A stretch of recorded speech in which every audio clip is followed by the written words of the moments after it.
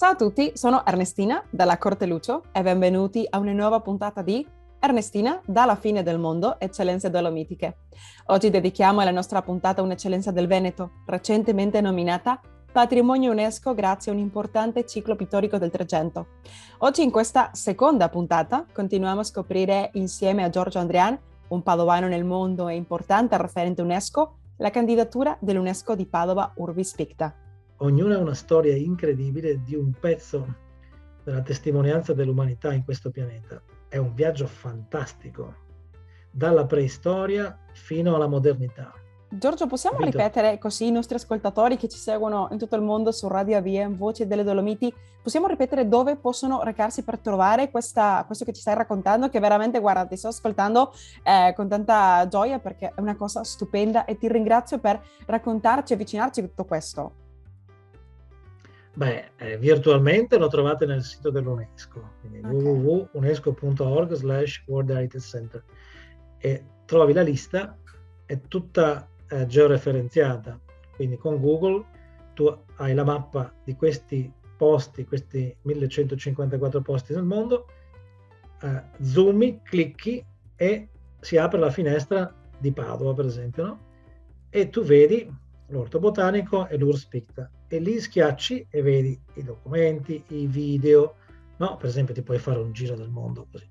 Poi naturalmente io lo consiglio a tutti, quando si può andare a vederli, andate a vederli. Speriamo, Giorgio, di poter essere io con la mia famiglia e tutti i bellunesi che ci stanno sentendo, di poter essere a Padova il più presto possibile, e anche ci fai io vi aspetto, cioè ci dobbiamo mettere d'accordo perché hai capito che non sono sempre lì, però ci passo a intervalli regolari, quindi vi porto a vedere poi per esempio la Cappella degli Scrovegni, ma anche il Battistero del Duomo sono stati recentemente restaurati. Allora, i restauri sono degli interventi straordinari, molto complessi, molto costosi, ma hanno la magia di ridare un ulteriore, non lo so, la Cappella degli Scrovegni dopo il restauro non è la stessa di prima.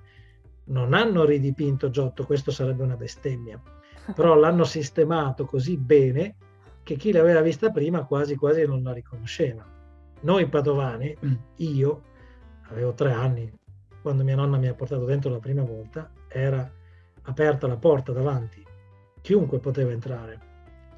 E io ho dei ricordi piuttosto vaghi, mia nonna mi diceva, mi prendeva per mano, mi portava, ci sono le sedute di legno che adesso sono ovviamente off limits, mi diceva, sentate qua, guarda e tasi e forse un giorno te capirei. Quindi per i veneti che ci stanno ascoltando non serve la traduzione, però la nonna gli ha detto, ma perché mi mandi a scuola se hai una grande fiducia nelle mie capacità intellettuali? In quel giorno è arrivato, lei ce l'aveva la visione. Quindi io ho dedicato alla memoria della nonna, racconto sempre questa storia. Si andava così alla cappella, poi nel 2000 è stato fatto un ultimo restauro straordinario e quindi adesso si può accedere solo attraverso i musei e attraverso un corpo tecnico di vetro in cui si sta per 20 minuti, ci si prepara, ci si ripulisce, c'è un microcosmo. Insomma, è uno dei monumenti più ben conservati e gestiti al mondo. In Italia, insieme al Cenacolo di Leonardo, sono i 2 campioni, diciamo. Ma noi abbiamo messo questa descrizione nel dossier e adesso ci stanno chiedendo da vari paesi, no, di spiegargli come facciamo. Quindi c'è anche tutta questa componente. Sì, è wow. Export, diciamo, sta molto bene. E sei anche tu un po' l'autore, ragazzi, il responsabile di Chiediamo l'Urbis Picta. Tutti questi sono per una tua idea che con la tua esperienza, con la tua conoscenza del settore hai detto no, guarda, questo da solo non va, coinvolgiamo altri posti, o sbaglio? Questo è stato, cioè, insomma, con gli anni di esperienza ho detto non può andare così.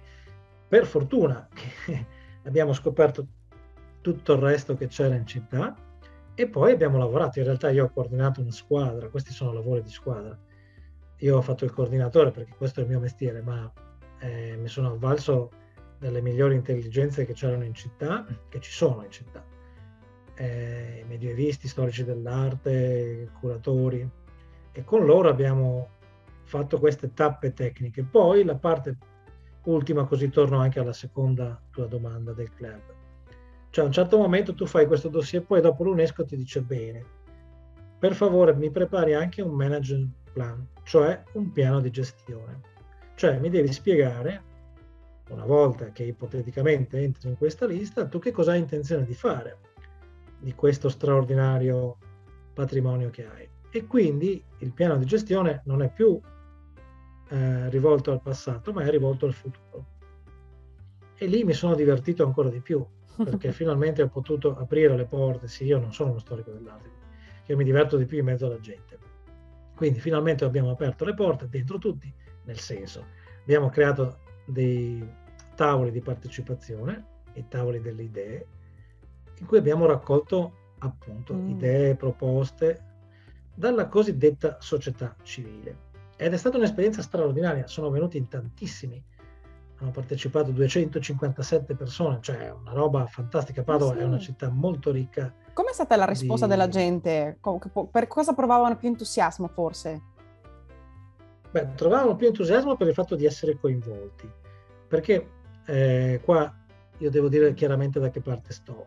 Per me la cultura non è un settore, per me la cultura è un laboratorio sociale, oppure non è. Per me la cultura non è una questione da persone colte, ma è una questione da tutti, o non è. Così sgombriamo il campo. Poi naturalmente tanti altri la pensano in maniera molto diversa.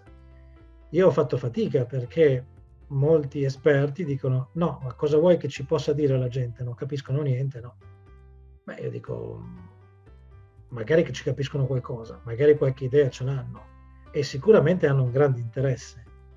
E quindi, siccome stiamo parlando di commons, cioè tradotto beni comuni, la Cappella degli Scrovegni non è proprietà privata, ma è proprietà pubblica, e anche qualora i cicli sono inseriti in proprietà private, diciamo la diocesi per esempio, no? Sono dei beni pubblici, quindi non solo devono essere aperti al pubblico, ci mancherebbe altro, quello è una precondizione, ma il pubblico, i pubblici, le communities devono poter essere coinvolte. Ecco, questo non l'aveva mai fatto nessuno a Padova, sicuramente non nel 300, quindi io ho raccolto un enorme capitale sociale, di fatto di centinaia di persone, abbiamo fatto tanti di quei progetti con le scuole, i ragazzi, le associazioni, gli ordini di categoria, guarda, di tutto e di più. E lo trovate nel piano di gestione che è sempre nella pagina web, è una sintesi di tutte queste straordinarie idee. Tanto per dire ancora da che parte sto, io penso che non ci sia nessun, sì, devo essere molto onesto con voi, tanto lo sanno tutti come la penso, non c'è patrimonio senza comunità. Cioè, può esserci la Cappella degli Scrovegni che sta lì, ma se non c'è una comunità che la riconosce, che senso ha? Allora, ce l'ha detto l'UNESCO, ce l'ha detto adesso anche la Convenzione di Faro, no, si parla di comunità patrimoniali. Cosa vuol dire? Vuol dire questo, vuol dire di gente che si prende cura.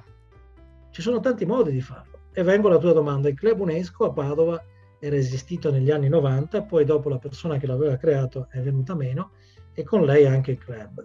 Abbiamo trovato queste ceneri, si può chiamare così, e abbiamo detto che Padova non poteva non avere un club UNESCO, perché c'aveva già un sito, l'Orto Botanico, c'aveva una candidatura, e quindi con un gruppo di donne e uomini di buona volontà abbiamo creato, o ricreato come vuoi, il club per l'UNESCO di Padova.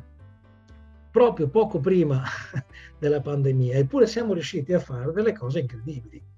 Questo è, cioè abbiamo fatto una serie di webinar a cui nessuno aveva pensato, lo puoi trovare con 2 clic. Cose che l'amministrazione non poteva fare, che gli altri enti non potevano fare. Questo è il bello di lavorare assieme. Non è che uno invade il campo dell'altro, si fanno delle cose diverse. E anche noi abbiamo raccolto tantissima gente che ci ha seguito, capito? E quindi il bello è proprio questo. Cioè, poi io ti posso raccontare delle storie straordinarie, quella cappella è magica. Te ne racconto solo una, dai. Dai, sì, per favore. Io Molto interessante Sì, quello no, che ci sta però stiamo qua fino a raccontando. domani mattina. Allora, ogni volta che arrivava in città qualche persona particolare, allora gli raccontavano che appunto eravamo in candidatura, eccetera, eccetera. Un giorno mi chiama il direttore della Promex, che è l'agenzia della Camera di Commercio per la promozione della città, e mi dice: sai che domani viene a Padova Nespoli? Allora, Nespoli, per chi non lo conosce, è stato il nostro più grande astronauta, adesso in pensione. Adesso c'è la Cristoforetti che è la star del momento, ma Nespoli è stato la star prima di lei, no? Uno straordinario astronauta, di quelli che stanno più nello spazio che sulla Terra, no? E allora dico: bene, benissimo, dico, posso venire ad ascoltarlo? Fa: no, no, no, lui vuole venire a vedere la Cappella degli Scrovegni perché non l'ha mai vista. Bene, dico, però portalo tu, perché come gliela racconti tu non la racconta nessuno. Ma vabbè, dico, ma guarda che io non sono una guida turistica. No, no, no, non preoccuparti, le guide le abbiamo già chiesto, ma vabbè, insomma, ci troviamo la mattina davanti lì, hai capito? Come se ci conoscessimo da una vita. Lui arriva con la sua felpa della NASA, come un bambino viene, cioè, così tutti quanti si girano, e lui si avvicina e fa: Giorgio, ci sono io. Ah, fantastico, non vedo l'ora di entrare lì dentro, dai, dai. E così comincia a raccontarmi della sua vita e della mia. No, straordinario. Dico: guarda, tu sei più straordinario di me. E intanto ci incamminiamo, no? Finalmente arriviamo dentro. In questa parte precedente lì c'è un video che ti spiegano e poi si entra dentro. E questo è un momento per me magico, ma io guardo sempre la faccia delle persone che accompagno, ed è una faccia, non te la riesco a descrivere, cioè così, stanno lì e stanno fermi. Poi io gli do una scossa perché dico: guarda che tra 20 minuti purtroppo suona la campanella, dobbiamo uscire. Fa: così poco, bello. E allora comincia a guardare, e vede subito, deformazione professionale, la cometa che Giotto affresca sopra la scena della Natività. Ma non è la cometa quella solita con le puntine, la coda, no? Fa proprio la cometa di Halley che lui aveva visto, che era passata sopra la sua testa. Quindi Nespoli dice: wow, ma questa qui è proprio come quella vera. Dico: sì, dico, guarda che Giotto era una star, dico, ma che roba straordinaria. Alla fine, sai che suona la campanella e dice: no, ci tocca uscire. Beh, dico: senti, io ho il potere di tenerli qua ancora un pochino. Escono tutti quanti, no? E dico: sai cosa facciamo adesso? Facciamo una cosa, dico, che non ho mai fatto: ci mettiamo a guardare le stelle, perché il cielo sopra si vede dietro di me. Sì. È un cielo stellato, il famoso Stavo cielo cercando stellato. infatti se non c'era il cometa Halley da qualche parte dietro di te. No, la cometa non la vedi. No, È ma sopra la tranquillo. capanna di Gesù. Vabbè, comunque se la metti in Google la trovi. Ed Sì. è proprio la cometa che assomiglia a quella vera, non alla cometa quella dei presepi nostri. Ma anche te l'ha confermato un astronauta, quindi incredibile. Guarda, io non avevo mai conosciuto un astronauta così direttamente.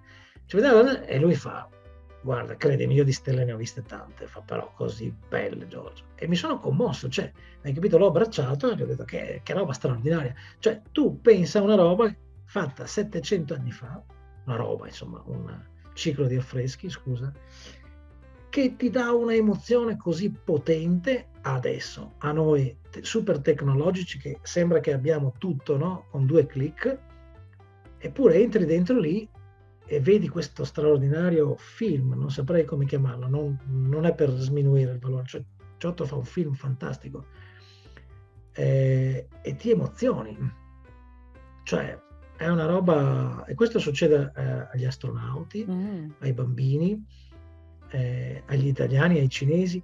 Ecco, una cosa che sto facendo io è che porto gruppi di altre etnie per vedere l'effetto che fa. Il cinese, che viene da una cultura totalmente diversa, si emoziona anche a lui. Allora gli dico: perché ti emozioni? Cioè, cos'è che ti emoziona? La tua cultura è distante anni luce. La Cina ha più di 3000 anni di storia. Non è che noi siamo, no, al centro del mondo, però, capito? Quindi la cultura ha un potere fantastico, per questo dico che faccio il lavoro più bello del mondo, perché te fai le full immersion in sti posti, no? Anche Cioè, vedere, capito? come Ti hai detto tu, riempi. l'emozione che la gente prova di posti diversi del mondo. E mi viene da chiederti, cos'è la cosa più strana o più simpatica che ti hanno mai detto sulla cappella degli Scrovegni, per esempio? Perché mi hai raccontato che porti tante persone diverse lì dentro. Che mi hanno detto. Sì, che si possa raccontare, no? Beh, no, in realtà devo dire che non si fanno battute sulla cappella degli Scrovegni, cioè No, ma ha forse una un'aura di parola, una sacralità. riflessione. Beh, sono tutti quelli che entrano o che rientrano, perché ogni volta è una visita nuova. Tutti mi trasmettono questo straordinario wow, questo potere incredibile, anche perché rispetto ad altri cicli è proprio immersivo, come si dice adesso, no? Come il cinema immersivo, cioè sei dentro tutto, dalla testa ai piedi, quindi tutti i tuoi Sì. sensi sono catturati, mentre se tu vai a vedere altri cicli hai una parete, no? Oppure un tetto, ecco per esempio nel Battistero anche è immersivo. E quindi non puoi restare indifferente, capito? Eh no, Poi un'esperienza naturalmente 360 ci che... sono, vabbè, la cosa più, allora, te la dico tutta, quasi tutti alla fine finiscono all'inferno, nel senso che vedono tutto, sai che c'è il giudizio universale in fondo, no? Dalla parete opposta alla parete principale c'è il giudizio universale straordinario. E Mm. con tutto il rispetto del paradiso, sono tutti lì in fila così, però l'inferno è molto più interessante, no?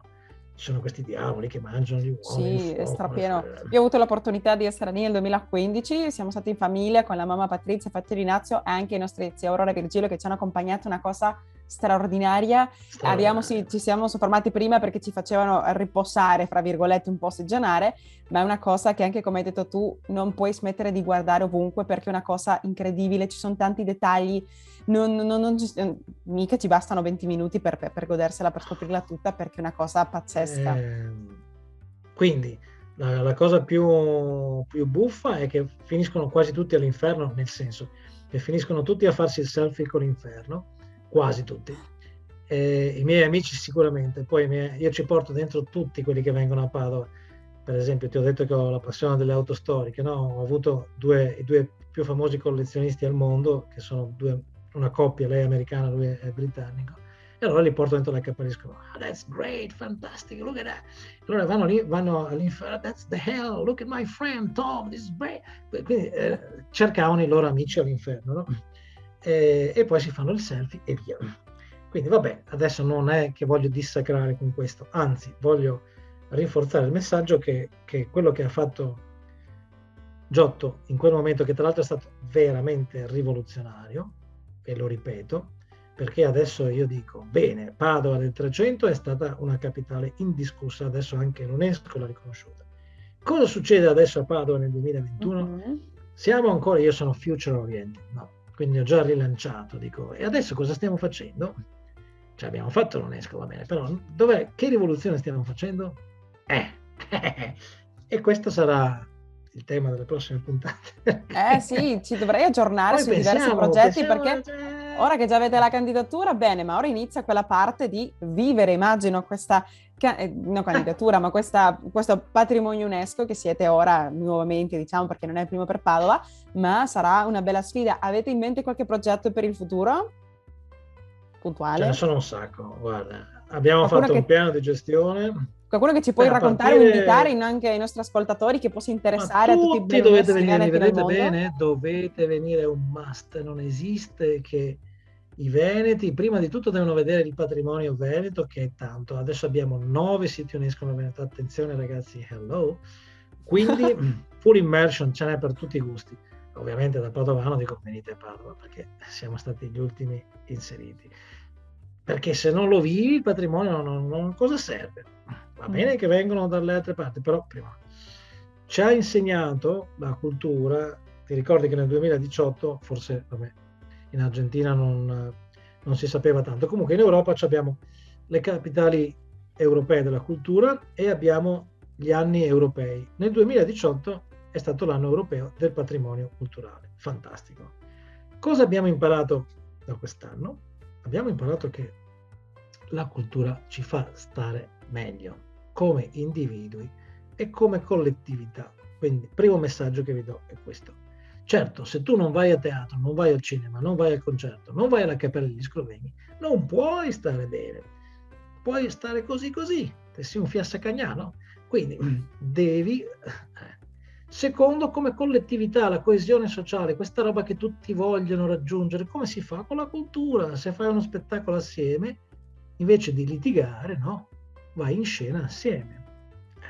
E l'ultima frontiera, la più interessante, è quella dell'innovazione.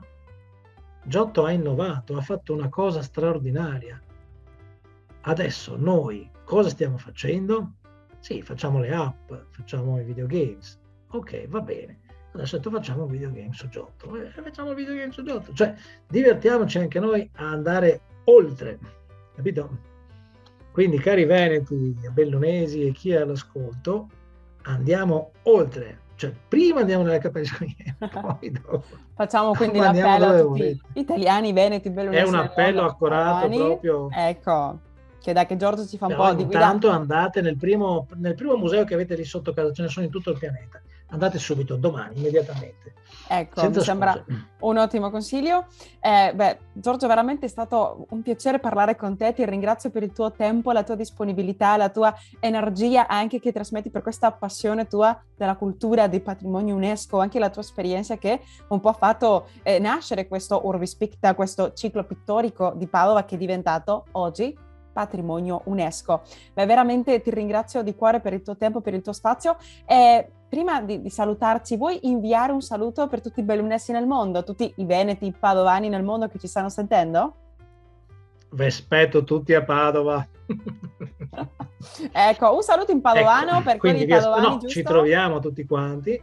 E poi nelle prossime puntate ti racconto dell'Africa, del Medio Oriente, se vuoi. Dai, facciamo l'invito a questo te, Giorgio, di parlare anche, mi avevi menzionato qualcosa di macchine di valore storico, se non sbaglio. Brava! Auto d'epoca o veicoli di valore storico. Questa è la mia grande passione, ma possiamo chiudere in bellezza su questo tema. Ne parliamo quando vuoi. Ecco, che anche... Poi più che parlare bisogna proprio guidare, cioè, capito? Perché anche lì come la cappella, sì, è realtà virtuale, poi devi andare dentro, stare lì, devi sentirla con tutti i sensi. La stessa cosa con l'auto d'epoca. Ti capisco, ma possiamo intanto fare quello che abbiamo qui, che è parlare. Puoi fare un video di te sempre in sicurezza dentro la macchina, non guidare e fare un video, ma possiamo anche coinvolgere tutti questi media per poter raccontare, perché sai che anche in Argentina abbiamo una cultura delle macchine, diciamo, storiche, quindi sarà molto interessante fare questo collegamento. Che ne dici?